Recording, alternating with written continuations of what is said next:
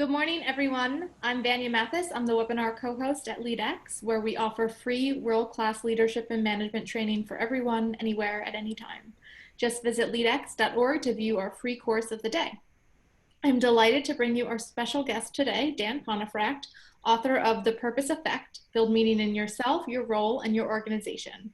In today's webinar, he'll be covering the difference between a job, career, and purpose mindset, how to recognize the importance of workplace actualization, how significant it is to work for an organization that also operates with purpose, and key questions to ask yourself about the purpose journey in your life and your career. Before we get started, just a few housekeeping items. Please be sure to close out all other programs and windows as they can eat up your bandwidth. We want you to have the best viewing experience. If you have a question for Dan, just submit it using the Q&A function at the bottom of the screen, and he'll take them all after his presentation. If you want to chat with all attendees, just hover over 2 at the bottom of the chat box and select all panelists and attendees. Thank you all for joining us today. Please welcome Dan Pontefract. Vanya, it's such a delight to be here. I can't speak enough volumes of goodness about what you and Kevin Cruz and the LeadX team are doing. So it's my honor to be here. Hello, everyone. Welcome to wherever you are in the world. Friday, it could be Saturday if you're in Oz, for example. But I want to take us back first and foremost to when we were children, and maybe you're still a kid at heart. For me, at least, some of these characters you see on the screen here represent what I wanted to be when I grew up. Remember those conversations? Hey, what do you want to be when you grow up? There was the astronaut phase for me. I wanted to be the first Canadian in space. There was a time when I thought I wanted to be a lawyer. That lasted about a week. But there was also a time when I thought I wanted to be the UPS driver because, well, A, you got a truck. That was cool. And B, you got this brown suit. I wanted that so much. It was amazing. Then I sort of grew up a little bit and said, well, maybe I could be a train conductor. And the reason I wanted to be a train conductor was because my dad and I were building a lot of trains sets in our basement. It was so much fun. I thought, well, you could go further, than the UPS driver. But it brings me to my first story, this whole notion about being the train conductor. And there's a little kid in England, in York of all places, sort of northeast of the country, and his name is Sam Poynton. He's 6 years old. And in York is the National Railway Museum. If you've ever been there, you'll know it's there. It's quite an elegant building. But they were looking for a new director a couple years ago. And so Sam applies for the job. He writes into Mr. Tucker, who's chair of the board. Dear Mr. Tucker, application for director. I'm writing to apply to be the new director of the National Railway Museum. I'm only 6, but I think I can do this job. I have an electric train track. I'm good on my train track. I can control 2 trains at once. Now, if that didn't fill your heart with purpose, of course, on the bottom right of the letter, you can see the initials PTO. 6-year-old knows what PTO is. Of course, that's please turn over. He wrote 2 pages. I mean, when you hire the kid on the spot. So why do I bring up this story? Well, you're the National Railway Museum in England. You are clearly a stoic organization. You're prim, you're proper, perhaps you're even rigid. And so what do you naturally do with the application? Well, you throw it in the bin. Of course you do, right? You're English, I'm English, I can say that. You don't need a 6-year-old being the director of the National Railway Museum, right? Well, this is the point about purpose. Here is this kid, Sam, who truly wants to be involved with trains, involved at the National Railway Museum. And so you're the National Railway Museum. What do? Do you throw it into the bin, or do you ask yourself, why are we here? What's our purpose? Are we just a National Railway Museum, or are we more than that? And indeed, they made him the director of fun. And Sam says, it's the best job in the world. I love it. It's good fun. That's what I'm after. I'm after us today as people enacting our purpose, but also our organizations have to think about things differently going forward. Now, this is my friend, Mary Hewitt. She wasn't my friend when we started our relationship because I inherited Mary as a trainer in an organization where I used to be the chief learning officer. And I inherited her this trainer, and about 3 or 4 months in, she came up to me and she says, I'm kind of miserable in this job. And I was like, yeah, I know, you're not too happy at all. And so we looked at options and finding ways in which for her to be something more than a trainer. And so she became what we call an instructional designer. So she made courseware. 5 or 6 months later, she pops in and we chat and she's like, I'm miserable again. I was like, yeah, I know. She's like, well, what do I do? And I said, well, we can make you something else. And so we turned her into a project manager. And so she worked with our IT department and our research and development department and started to be sort of a liaison between what some of the technologies and software were being built. And so she sort of, I guess, translated. 5 or 6 months later, we pop in again and she's like, this isn't going very well either. I said, yeah, I know. And I said, I got an idea. She's, what, Dan? And I said, what if I fired you? And the smile that overcame her face, I'll never forget, because I was releasing her from clearly something that she didn't like to do. And she loved the organization and she loved her team, but she just wasn't in, quote, the sweet spot. And so for the next 5 or 6 years, she did a couple master's degrees. She went with Oprah and built schools in Africa. And she just had to find herself. She had to continue to develop and figure out who she was and what she wanted to be, quote, when she grew up. And she became a social worker. And she moved from Vancouver, British Columbia to Halifax, Nova Scotia, the other side of Canada. And she said to me, I realized, Dan, and then decided that what I get paid to do needs to fit with what I know and feel to be my personal purpose. She made the decision. She had to generally figure out who she was and what skills she needed to get to where she wanted to be. And that takes guts, because sometimes many of us just sit in the desk and wait for retirement. And Mary chose not to, in essence. Now there's Bas van Abel out in Amsterdam. Bas van Abel was looking at his Nokia phone one day and working in a company as an engineer. And he was like, I wonder how this works. How does this phone get built? How does it get made? And he did some backwards engineering and reverse engineered the whole phone. And he's like, actually, that's kind of an unethical phone. And what he recognized was that many of the materials were sourced in places in Southeast Asia and Africa, with lots of kids actually doing this for, below labor costs that we would expect sort of in North America and Western Europe and so forth. And so he created a company called Fairphone. He now creates the world's only ethically sourced, designed, and manufactured phone. We can't get it in North America if you're listening in on this in North America, but we should, because what Boss said was what we were doing before is wrong, and he created an entire company of purpose-driven people to create phones and sell them at economical ways for Europeans to handle.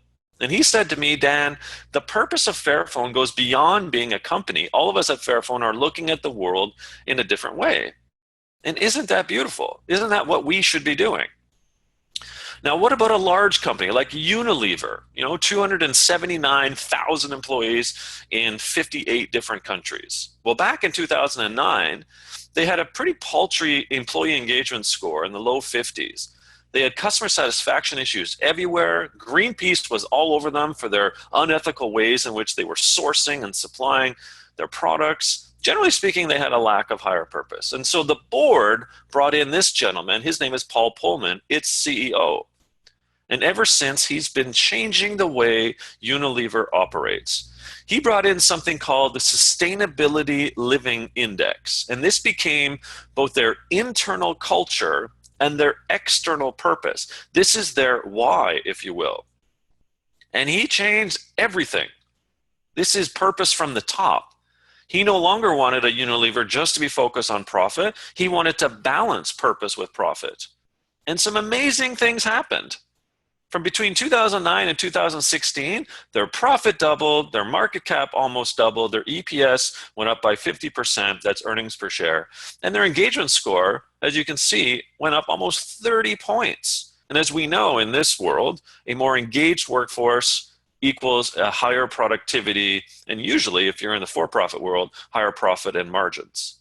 He said to me, Dan, to drag the world back to sanity, we need to know why we're here. The answer's for consumers, not shareholders. This is Unilever CEO saying this. You don't get that too often.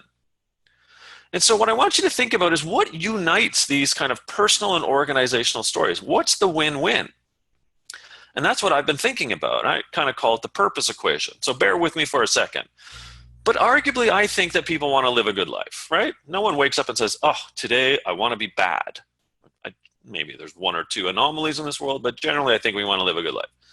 And I believe, as you would agree, that aren't organizations made up of those people who want to live the good life? But you know what? Organizations and people, we make up society. So people who are us, the humans, we go to work. The organizations are part of society. The people who work in those organizations, ergo, are part of society. But don't you think that society relies on us?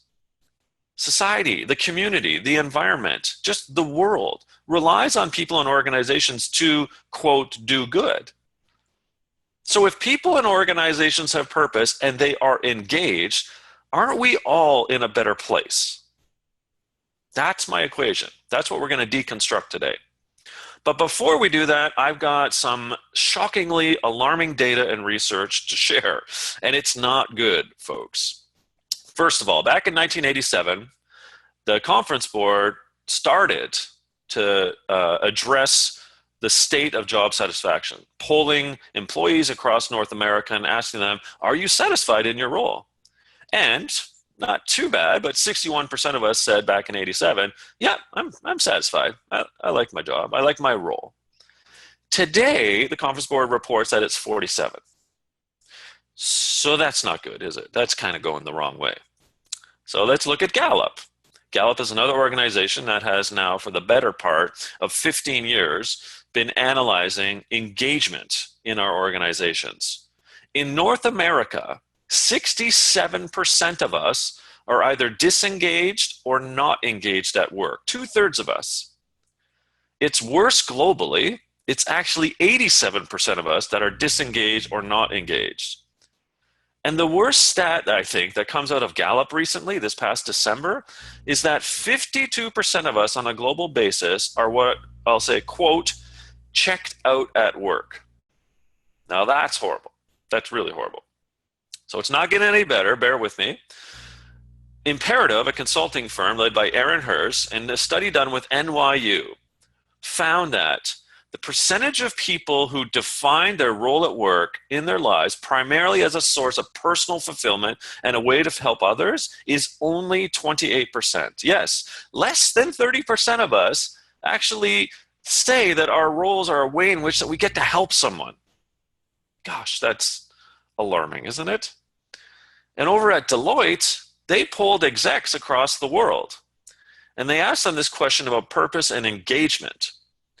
So on the good side, if an organization has defined its purpose and enacted it, they have a 73% engagement score. And as again, we know, if you have a higher sense of engagement, right, better productivity, better results. But shockingly, organizations without it have a 23% engagement score. So now we're starting to see a correlation with the organizations that have defined and enacted a sense of purpose and what their engagement scores ultimately are. And the last data point I'll bring up comes from our friends over at HBR. Now, the bottom one I want you to focus on, the one with the red around it. Our business model and operations are well aligned with our purpose. Only 37% of organizations agree with the statement, which means about 2/3 of the organizations out there have a purpose, or at least have defined one, and it's antithetical to how they operate. So I kind of freak out about this stuff like this freaked out giraffe, right?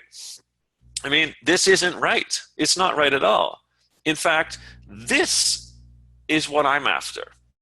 I believe that we deserve to feel like this. And what I mean by this is not only the girl on the right who's dancing at work, if you will, who's dancing and mimicking someone who is free and engaged and arguably, again, holding a sense of purpose. But the art on the left, the breaking free, a piece that comes out of Belgium, where you're somewhat shackled, arguably, and then you're breaking out saying, no, I am Sam Poynton.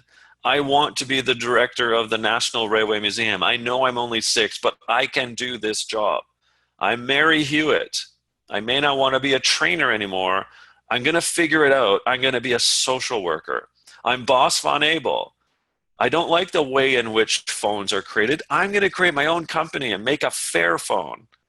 I'm Paul Pullman. I don't like that our company is in trouble with Greenpeace, has low engagement, and ultimately is not doing well in society because we're so fixated on profit. I'm going to change the game. That's what I hope you're after too. So as I thought about this, as I researched, as I interviewed several hundred people over the last 5 years now, naturally I came up with a Venn diagram. Why not? And it really breaks down into 3 key components. We must start with a sense of personal purpose. We're all human beings. We live. We all put on socks or boots or jackets every day. We're people. So if we don't have a sense of personal purpose, it just doesn't matter. We're going to live life aimlessly.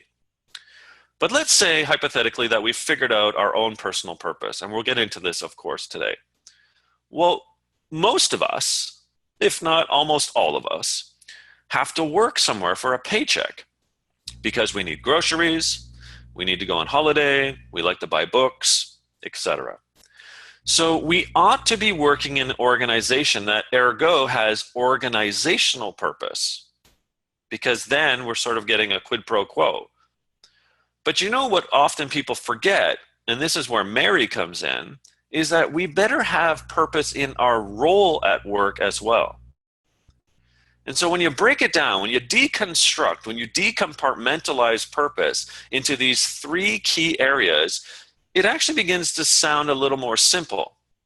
And here's the key thing. When you have defined and enacted your personal purpose, when you work for an organization that has a higher sense of purpose, and you're able to feel value in the role in which you occupy in said organization, ergo you feel a sense of purpose in the role, you will be in the sweet spot of purpose. And here's the kicker. If you're a leader today or running a team or even an organization in this call, if you have more people, more team members in your organization in the sweet spot, you win too. Because when you have more people who are driving and building and enacting a sense of purpose, they're going to be engaged, they're going to go the extra mile, and your organization wins. So here's what it looks like in the second layer. In the personal purpose side, if you look at the top there, there's the 3D model that I talk about. And the 3Ds are develop, define, and decide. When you constantly, and don't forget ever to not develop yourself, meaning you're developing all the time, you are in the journey towards what I call the waterfall. So we can't say, all right, you know what, I finished my university degree or my college diploma. I just did that 2-day course. I'm good. No. Development must happen from the day that you're born to the day that you leave us. That's where purpose comes from. That's where Boss Von Abel had this epiphany, and he continues to develop himself and the ways in which that he wants to do good in society. The second one, define, this is asking yourself, who are you? What's your definition? What's your declaration of purpose? And you may tweak this along the way of the development path towards the waterfall, so to say, but do you have a 1 or 2 line statement that defines you? What's your North Star? I don't like to call it a mission statement. As I've said, I like to call it the declaration of purpose. Do you have one? And then thirdly, this decision that you must make in every interaction that you have. You have to decide how you want to be known when you leave a room.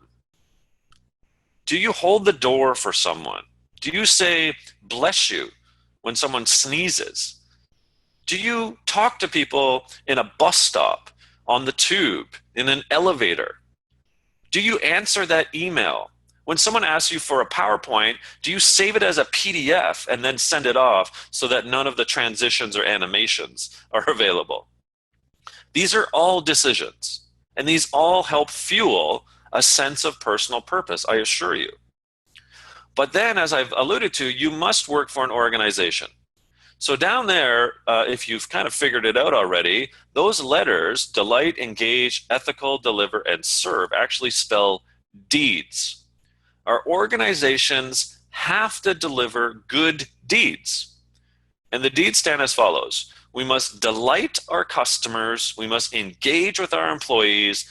We must be ethical in all our decisions. We must deliver fair practices in the organization, and we must serve all stakeholders. I'll come back to that because today is a little bit more about the individual, but I assure you, if your organization or the organization you're seeking to join delivers good deeds, that is one step in the three-step model of here being the purpose effect. And then lastly, back to you, role purpose. There are three types of purpose that I've found inside of roles. You can be in the job mindset, the career mindset, or the purpose mindset itself. So what does that mean? Well, the job mindset means, you're just there. It's just a job. It's just a paycheck. You're just there checking in and checking out. You don't feel the sense of worth. You're just doing what the job tells you to do. You're just there for the job description. You're hoping for Friday at 5 as quickly as 8 o'clock Monday morning rolled around. So that's not good. The career mindset, now, first of all, mea culpa, I am all for career development, but the career mindset is something quite different. The career mindset are for people who are interested in what I call girth. They want to climb the ladder as fast as possible, elbowing and kneeing and kicking people off that ladder that are in their way because they're only interested in their own career, not those around them. If you like, I'm Canadian, so if you like a hockey metaphor, those types of individuals are playing for the names on the back of the jersey, not the crest on the front. And that's horrifying because these are often people who are creating these disengaged organizations. But the last one, the purpose mindset, that's kind of key, isn't it? That's when the word value comes in. And here's what it means. You feel value in your role. You feel valuable by your boss and team. You're able to create value. So that's a huge thing, the word value, and thus being valuable. If you don't have that, then you're going to fall back into the job mindset. Or worse, you're going to move towards the career mindset and say, well, the only way for me to get forward is me to climb the ladder. Well, that's not fulfilling. And that's generally how this works. That's how the sweet spot occurs if these three personal, organizational, and role purpose effects come to fruition. So how, before I get to a couple more stories? Well, the personal purpose side, here are the questions you need to ask. What are you doing to grow your personal values, your skills, and your attributes? Are you just stuck? Are you stagnating? Or are you pushing yourself? It is not just about learning technology, it's enriching yourselves. Have you gone back and read philosophy, for example? What's your network like? Are you comfortable with just knowing 3 people, or maybe you should build that out? These are the types of things that grow you. And when you're growing, you're going to push forward with a sense of personal purpose. And believe me, it doesn't end. So on the definition side, who are you in life? So how would you describe yourself? More importantly, arguably, how do your colleagues and team members describe you? Who is Dan? Other than being bald, white, and Canadian, who is Dan? Is he affable? Is he open? Is he transparent? Is he authentic? I hope I'm those. But that's where my network and my teams, the teams I lead, hopefully provide that type of feedback. And if I'm not, I need to course correct, develop some more, and make amends. And then the last one on the decision side, as I've said before, how do you want to be known when you leave a room? What's your street cred? Will people come back to you? Will people recommend you? Will people say nice things about you? That's really important. So here's a couple of things. First of all, I'd love you to write a personal declaration of purpose. Write it. Here's mine. And I wrote this in 1998. So 20 years now. How about that?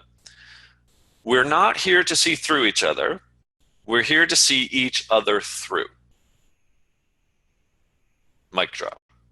Why is that so important to me? Because I'm here not to see through the inanities and the issues of people. I'd like to help them with inanities and issues. I just like that's generally my DNA. But I had to work towards that. I'm 46 years old. In 1998, I was only 27. So it's not like I figured it out when I was 12. I had to work towards it. And it's kind of been my purpose statement for the last 20 years, but that doesn't mean I might not look at it again and tweak it as I enter into my 50s. That's the part of the development phase. Don't stop believing, to play off of an old Journey song, but mostly don't stop developing yourself, right? What are you doing on things that allow you to sort of gain nuggets of knowledge? You know, whether that's reading, whether that's book clubs, whether that's taking in TED Talks, whatever it is, just it helps. It helps to define who you are. And then lastly, I gotta, really emphasize this. Every interaction matters. So whether it's Kevin and Vanya at LeadX, whether it's my dad, whether it's my children, whether it's my team at TELUS, whether it's my clients, whoever the case may be, I'm always reticent of the fact that I'm leaving a bad taste in the mouth of others when I leave a room. So to fuel my purpose, I want to be engaged. I want to care. I want to have love, if you will, in every type of interaction that I'm making. So then we switch over to the org. And as I've mentioned, these are those key points of the Ds, the good deeds. Delight your customers, engage your team members, be ethical, deliver fair practices, and serve all stakeholders. So we're not going to spend a lot of time on this, but I want you to think about your organization for a second here. And if you're in a leadership role, really think if you can do this. Does your organization need to define its purpose? Or is it there just for money? Or is it there, in the case of public sector, for example, just for bureaucracy? What's the purpose of your work? What's the purpose of the place in which you work? Secondly, one of the detrimental things to any org's lack of purpose, if you will, is the fact that they are promoting power and hierarchy for the sake of hierarchy.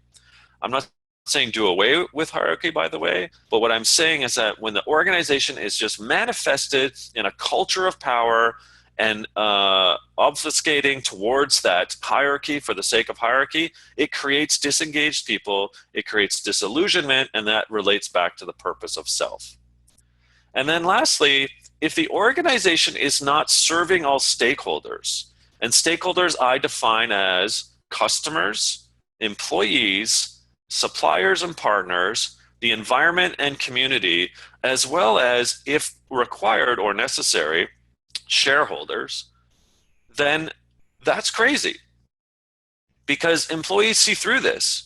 If you're just interested, as I said, in bureaucracy, so you're just serving leaders or government officials, let's say, in public sector, if you are just after shareholder return or EBITDA or profit, and you're not thinking about the community, the environment, your employees, and clearly your customers, employees see through this. And that's a problem. And then lastly, for you in your roles, remember the three types: the job mindset, the career mindset, and the purpose mindset. So what does this mean? Well, first of all, I want you really to think, where are you, and can you understand the different mindsets? If you're a leader, where are members on your team? Do you have more people in the job mindset? Are you worried about a couple that are trying to climb the ladder fast and not caring at all about the rest of the team? Or do you have, and yourself being, a passionate, innovative, and committed member of a meaningful and engaging workplace that does serve all stakeholders, that looks to the community and the environment, that looks to the suppliers and the partners, and doesn't treat them like a vendor? This all helps as we establish purpose of role. If you're in the job mindset right now today, ask yourself, A, am I in the right role but wrong organization? Or B, am I in the right organization but wrong role? Now, there is a C, of course, and that is wrong role, wrong organization, like a Mary Hewitt. But you got to ask these types of questions. This is going to help you. It's not an existential crisis, it's healthy. And then the last one here for role purpose is if you can self define yourself as being in the career mindset, ask yourself the next question: why is your quest for girth? So, bigger title, bigger salary, bigger team size, bigger budget. Why is that the goal? Shouldn't that be an outcome of a purpose driven leader? Shouldn't new leadership opportunities come your way because you're demonstrating purpose, not you seeking out that type of extra girth? And I see it all the time, frankly. The fact that people are just seeking out the girth and not the sense of purpose. So cheekily, I say that's it. But this has taken, a few years to deconstruct these levels of purpose or these types of purpose, personal, role, and organization. But it is kind of simple when you do break it down. And if you kind of think about it, this is a litmus test for you, but it's also a litmus test for your organization to ask those key types of questions. So let's look at a couple more examples, and then we'll take some questions. So this chap on the left here is Dan Price. He's the CEO of Gravity Payments, a company that is in the financial services industry based in Bellingham, Washington in the US. And so he took a look around at his organization and he looked at his salary level and he looked at what he was doing, and they're making fists over money, but he recognized that maybe he was doing a disservice to his team because he wasn't paying them enough. And so the people you see in the bottom picture there on the stairwell, that's the day that they learned that anyone that was not making $70,000 a year were about to make $70,000 a year. And he did something remarkable. Not only did he decide to shift those that were not making 70K to go make 70K, he reduced his own salary in order to help pay for that salary increase of his team. That's a higher purpose, in my opinion, right? That's someone looking within and saying, who am I? What am I about? And how am I going to show up each and every day?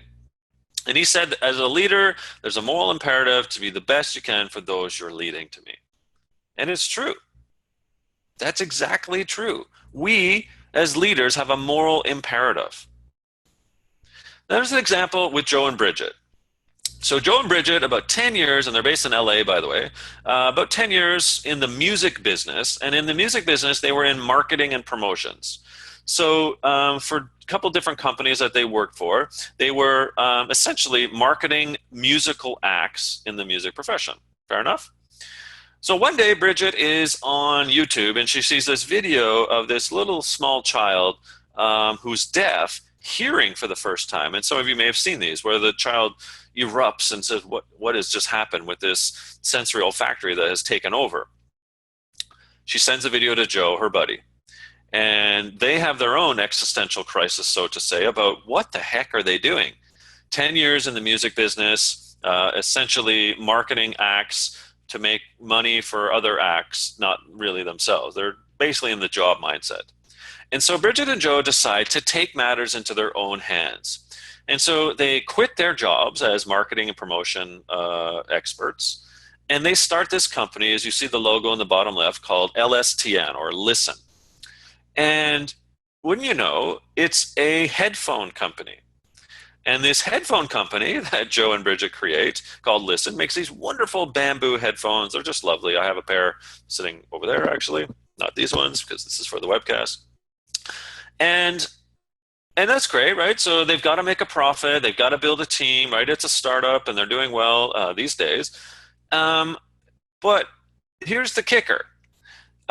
Every time that they sell a pair of headphones at Listen, they commit through the Richard Starkey Foundation to helping a child hear with these special implants that you see in the photo with this young child. Like, that's heart melting, is it not?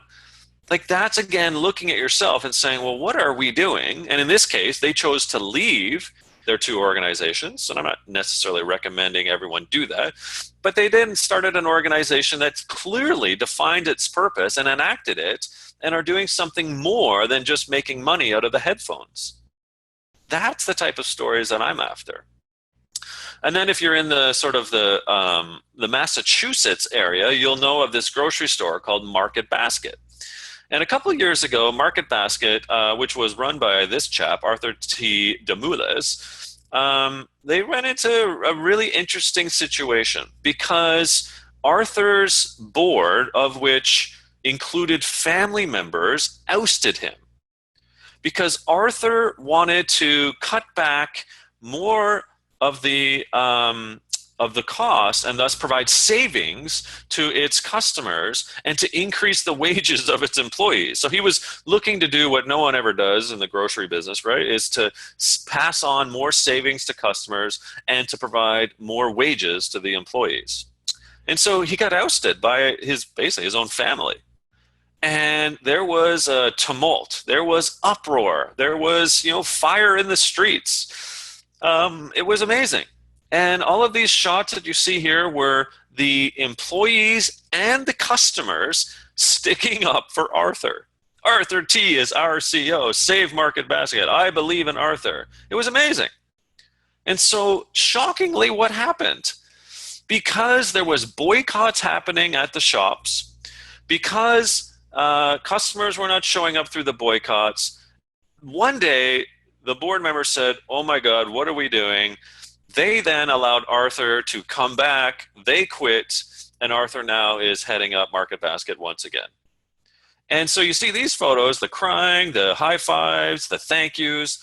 This is a testament and an example of a story where an organization and its purpose-driven leader who was ousted, that's galvanized the community, both the employees and the customers, and they brought them back so that they could do what's right. Like, that's a purpose-driven person, purpose-driven employees, and purpose-driven organization. And not only is that as the community benefit, but the employees have benefit as well. So it's a wonderful story. And then there's Salesforce. Salesforce was started, it's an online CRM company, if you're unfamiliar with them, by this chap, Mark Benioff. And when Mark Benioff started the company almost 20 years ago now, like many in the Silicon Valley in a garage, he did something different. And he doesn't get credit for this, quite frankly. He said that not only are we going to start an online CRM company, it's going to be subscription based, right? Okay, that's the stuff that you need. You're starting a company, it's a startup, whatever. He said this. He said, we are going to donate 1% of our time to the community, 1% of our profit to the community, and 1% of our product and services to the community. So you're a startup and you do this back in 1999. And now, some 20 odd years later, this multi-billion-dollar company still does it. It is their DNA. And Mark said, companies can do more than just make money. They can serve others. The business of business is improving the state of the world. Isn't that true? And my organization, TELUS, we went through the same journey. We got 50,000 people, over $13 billion in revenue. We're in 10 different countries. Our purpose statement, quite succinctly, is we give where we live. But over a journey of having, similar to Unilever, a slightly lower engagement score of 53% and now an engagement score of 84, we have galvanized our team members from coast to coast to coast in Canada and the other 9 countries in which we operate. And I can assure you, being a team member at this organization, it not only fuels my heart with pride, our community, our customers, our suppliers, our partners, all are in on this gig as well. And it's such a remarkable place to be a part of. And it demonstrates for us that when you put purpose into self and purpose into the org, you get the community, the employees, the shareholders, and the customers winning at the end of the day. So in conclusion, I just want to go back to school for a second here because I want to bring up something that gets missed at times, and that is the 3 types of engagement, right? Because there's a correlation here to purpose. So I mentioned before, we've got kind of engaged people. They're the brick builders. We've got non-engaged people. I call them the brick sitters. And then we've got actively disengaged people. They're setting fire to the buildings or they're breaking all the bricks. So another way to look at it metaphorically is who has purpose? And I find it to be the people who are pedaling on a 10-person bike have purpose, not the ones who are pretending to pedal or braking, right? So your goal as both an organization leader and an individual is to either be in an organization where everyone is pedaling or to move to an organization where everyone is pedaling and ask yourself the question, well, who am I on the bike as well? If we go to Maslow for a second here, we know that it started out with physiological, so breathing, food, etc., right? The next layer was safety. So what's that? Security of body, of employment, of family, of health. Next up was belongingness, so family, friendship, intimacy. And then the last two were equally important as we moved up, right? Esteem, how do I feel? Respect, and then self-actualization, where I was able to be me. I can be creative, I can be spontaneous, I have facts, truth. So that's Maslow, right? Let's go on to Frederick Herzberg for a second. He came up with the two-factor theory of motivators and hygiene. What does that break down to? Well, motivators were achievement, recognition, responsibility, advancement, autonomy. And the hygiene factors were things like, I got to work, I want some relationships, there's got to be policies, etc. Okay? So we're getting to my point in a second here. Then there was me. This whole notion that we need three types of purpose in our lives and at work: personal purpose, org purpose, and role. What if we did a mashup? What if we did a mashup looking at role purpose for a second here? So let's overlay Maslow for a second. We know the 5 layers, right? 5 stages of Maslow. What if we put Herzberg on the right? Arguably, we could say the motivators are the top 2 levels of Maslow's hierarchy: self-actualization, esteem. And the hygiene factors are the kind of bottom 3. Well, if we look at, if you will, purpose effect, and we looked at role purpose, would you not agree that the job mindset folks are just interested in the physiological and safety or the hygiene pieces? The career mindset people are just like, I got to belong, so I got to move up. But the purpose folks believe that they're in the motivators, and self-actualization and esteem are key. And so I find that the disengaged people are down there at the bottom, the not engaged people are kind of in the middle, and the engaged people are here at the top. And so you have a duty of care as an individual, and the organization has a duty of care to find a way in which to create an organization that has more purpose-fueled people in their roles, that there's self-actualization and esteem happening inside of the organization, and that those motivators are ultimately occurring. That's, for me, looking at the science and applying it to today. This is what I believe can really help us. So in summary, purpose, ultimately, if you're hearing my shtick today, fuels people, but arguably people fuel the organizations. And then when you put it together, organizations and people fuel our society. And I'll leave you with one last story, and that's with Johnsonville. Johnsonville, who doesn't like sausages, I know Canadians do, is based actually in Wisconsin in the States. And so a wonderful example, they've got about 1,600 people based in Wisconsin. They make sausages. But one day, about 2 years ago now, they had a fire in one of their plants. And here's the fire trucks rolling up to that. The place essentially was melted. The EPA came in and said, you can't make sausages here anymore. We're done. Okay, what do we do? Well, in this particular plant, 110 people worked, of which, by the way, no one was injured in the plant, and no animals were harmed. So at least in the fire. So what happens? So you're the leadership of Johnsonville Sausage, and you say, 110 people, looks like we won't be able to rebuild here. It's going to take some time. Well, you fire everyone, right? Clearly. No. What you do is you gather everyone around the horn and you say, okay, everyone, we are going to keep you whole. And what that means is we are going to pay you your salary as long as it takes for us to rebuild a new plant. Amazing, right? Okay, we ask you to do 2 things in return. 1, could you please donate 20 hours a week volunteering into the community? 2, could you go back to school and we'll help you develop new skills? That's all we ask. So let me get this straight. So I'm an employee at Johnsonville Sausage, and you're telling me that you're going to pay me as long as it takes to build a new factory, and you want me to volunteer and go to school. Yes, that's what we want you to do. Imagine that. Imagine how much it cost, because guess how long it took to rebuild a new plant? 11 months, almost a year, 110 people. So that's putting purpose right at the forefront of an organization's ethos, isn't it? And that's thinking about the humanity of the situation. And that's what I aspire our planet to ultimately act like, the Johnsonville way. So the key takeaways from today, really, you are in charge of your purpose. You must develop, define, and decide. That's got to be where you start. But secondly, you've got to remember, in the roles that we occupy in an organization, more often than not, employees are in either the job or the career mindset. So what are you doing to avoid that, whether as in an individual or as a leader helping your team? Organizations who operate without purpose, generally I've found now, are disengaged organizations. And when you're disengaged, as we know, there is customer satisfaction issues, there's supplier partner issues, clearly there's employment and employee issues. So why not kind of think about how we might operate serving all stakeholders rather than just for profit or power, as we talked about? Organizations who are in what I call workplace actualization, as we've discussed, are generally more engaged. And obviously there are some good things that happen with that.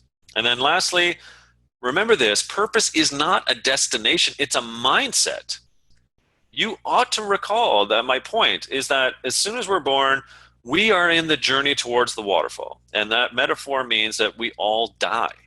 There's an inevitability of death, as my friend once wrote. And so with that journey to the waterfall, the destination is not to get to purpose and say, okay, I'm done. It's to enact purpose along the journey towards that waterfall. Continuously build it, continuously develop it. And for organizations that demonstrate that, work for one, or try to convince your organization to make and take the steps in which to transform it to be a purpose-driven organization. Purpose is achievable. And when you get there, there isn't any there, because you're never going to get there. It's a journey. All right. With that, I think we'll take a few questions. Thank you so much, Dan. That was really great. So we've got a lot of questions coming in here. If you want to ask Dan a question, just submit it using the chat box on the right-hand side, or if you click Q&A, it's located on the bottom of your screen. It'll point it out to us a little bit better. So this first one is suggestions on how to course correct when people describe us in ways we want to change. Course correct, and say that again. I'm trying to make sure I get it correctly. I guess if you're getting described, like people are saying, "Oh, you're really controlling" or something like that. Like, how do you course correct when people talk about you in a way that maybe you don't like? Yeah, I think ultimately leading by example is sort of the way in which that I like to see people demonstrate. So that could be, I have this leader as an example, and he has, when I was first working with him, at Christmas, I would sort of get or the holiday break, I should say, I would sort of get, maybe a handshake. But about 5 years ago, I began getting these personalized cards. And these personalized cards were handwritten, and they were written by this particular individual. And it describes what he appreciated, it's a he in this case, about me over the past year. And that is an example of demonstrating, right, what is an authentic action. So my point being here is, the more that you're creating a culture of awareness of the things that you're doing differently, right? The more things that you do that say, oh, actually, that gal or that guy isn't that person. Look at what they do over here. You have to create examples. You can't just, so in my first book, actually, I talk about something called ATNA, all talk, no action. So if we're all talk and we say, oh, no, I'm not that, but there's no action to support it, then ultimately people say, well, no, that person's an ATNA. They don't really mean what they say. They're not doing it. So my point is, you got to do it and demonstrate those examples so people see it. And then there is water cooler chat about, oh, look, Dan is doing this now, or what have you. So that's what I would do. Great, thank you. This next question is from Paul. If engagement is the measure for employees, what is the measure for leaders, and how many leaders achieve that target? I think it's a beautiful question. Thank you, Paul. There's many, to be honest, but I'll bring up a couple, right? So, for example, one way in which to generally suggest that leaders are doing well is to take pulse checks on sort of the state of actualization. And you can do this in different ways. You can measure return on performance, return on productivity, return on engagement, ways in which that your team is feeling good.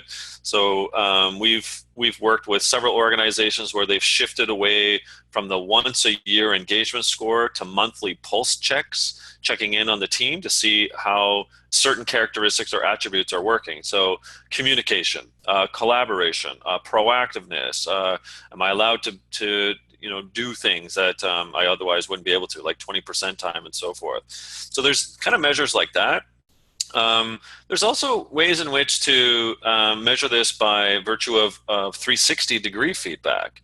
So 360s are really important so long as 360s are not just in the team, but if you're looking at external stakeholders or other teams throughout the organization. And then as much as, I said it's not a career ladder thing, don't take this the wrong way because I still believe in the development of self and moving people into other roles. So sometimes a leader's job is to graduate someone to another role. And that may be a lateral role, or that may be, in fact, a vertical role, i.e., they've climbed up a notch. So measurement by that virtue, in so much as that you as the leader have developed that person to move on to another role and maybe even another organization, and sort of saying, look, I did quote good because I have developed this individual to a higher level of authority, of creativity, of impact. Those are all kind of key measurements that I'd look for. Great, thank you. This next question is from Dana. I work in an organization that does not operate in line with its purpose, but I don't feel like I have any control. How would I get leadership buy-in to, make changes? Yeah, fantastic. I get this question a lot, and what I find is that leaders tend to wake up when they see case studies and examples of other leaders who have changed or organizations that have changed. So that's kind of why I brought up a couple examples today, like a Paul Pullman, right, a Unilever. Like a TELUS, in fact, right? When organizations do make the conscious choice to change, and there's a track record to prove that change, I find that leaders and organizations tend to wake up and say, oh, well, maybe I'm the one that's wrong now. So if you can share stories, and maybe it's articles from Kevin and the LeadX team, maybe it's on HBR, maybe it's Forbes, maybe it's Inc., maybe it's a book and case studies that you've seen. That's what I've seen is generally tend to work because it becomes, oh, I'm wearing a scarlet letter now. Maybe I shouldn't. Yeah, definitely. And I think a lot of your stories here they could share maybe with their leaders they work with. Cool. I'd be delighted. Um, Here we have two more questions here. If anybody has a question, please submit it now. Otherwise, we'll be wrapping up in just a couple of minutes. This one is a little bit sad, but I lost 85% of my company in the recent flooding in Houston. I went from being a struggling entrepreneur to just struggling. My family is now receiving food assistance, and we're doing worse than ever. I'm a 48-year-old programmer and database administrator who's starting over. I have bills I still can't pay, but I know I'm not doing what I love anymore. Finding my purpose is unnatural at almost 50. I'd love to become a 50% someday, but almost 50 isn't looking good. What's the next step? Hmm.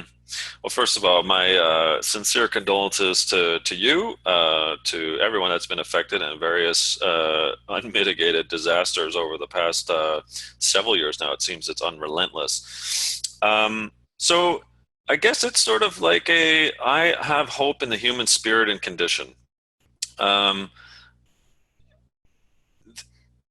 First of all, whoever that is, reach out to me separately. I'd love to have a one-on-one with you and help if I can. So because I won't be able to dutifully answer a question like this, in the time allotted. But And there's my contact information below, so just reach out directly. But I have faith in the perseverance of the human spirit, in so much that I get that there are financial hardships. I get that there's all deleterious situations that have occurred with you. But when you bring it back down to those questions of who am I, how am I going to show up, and what I want to be, when you start maybe perhaps having to redefine those. And as a programmer, maybe there are transferable skills inside of your profession, your expertise. Clearly, you're smart. There are ways in which for maybe you to say, well, are there other ways in which for me to take what I know I'm good at and either extend it, augment it, or look at something slightly different? I've seen it before. I've seen people reinvent themselves.